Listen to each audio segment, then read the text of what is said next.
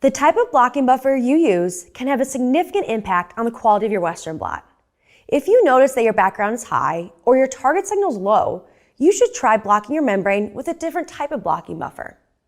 In the Western blot world, the most commonly used blocking buffers are non-fat dry milk, which is also known as NFDM or simply milk, bovine serum albumin, also known as BSA, casein, serum, and commercially available blocking buffers. The commercially available blocking buffers can be comprised of either non-mammalian proteins or a non-protein agent. When I was a graduate student, I used milk to block my membranes. It's a really good stringent blocker, it's relatively cheap, easily available, and I could prepare it fresh that day. It's an effective blocking buffer because it contains various proteins, and it's also more stringent than BSA. However, there are some limitations to using milk. So milk cannot be used if you're probing for phosphorylated or biotinylated targets.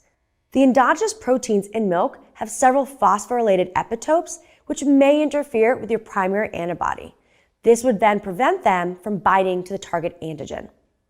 Also, milk contains IgG. The IgG can interact with goat secondary antibodies.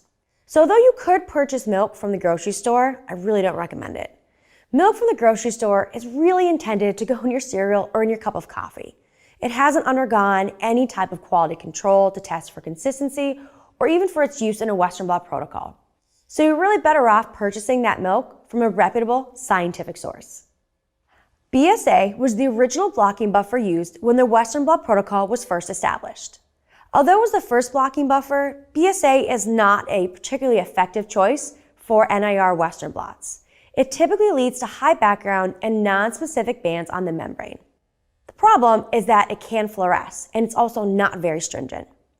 Casein is a protein purified from milk, and it can be used in pretty much the same situations as milk. It is scientific grade, and it can be used at lower concentrations.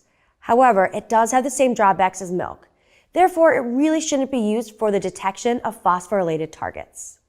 Serum can be purified from the blood of different animals, such as horses or donkeys. It is extremely expensive, but it can be a bit more stringent than milk. Serum is also particularly high in IgG, so it will typically interact with goat antibodies. Therefore, it's not compatible with antibodies that are generated in goat. Serum does offer very few practical advantages over other blocking buffers, especially because it needs to be used at a higher concentration, and it can interact with primary and secondary antibodies. This is why it is rarely used in Western blot protocols. So to combat the shortcomings of milk, BSA, casein, and serum, you can use a commercially available blocking buffer instead. Commercially available blocking buffers have an increased shelf life, are highly consistent from batch to batch, and they show superior performance in comparison to homemade blocking buffers. They are also ready to use, and they come in either a TBS or PBS-based formulation. One example of a commercially available blocking buffer is the Intercept blocking buffer from LICOR. Intercept blocking buffers are developed to provide highly efficient blocking and low background for quantitative Western blots and other immunoassays. Intercept blocking buffers do not contain mammalian proteins, and therefore they will not cross-react with mammalian antibodies. These universal blocking buffers can be used for the detection of phosphorylated targets and are an excellent choice for biotin streptavidin detection. Some commercially available blocking buffers have been made in protein-free formulations.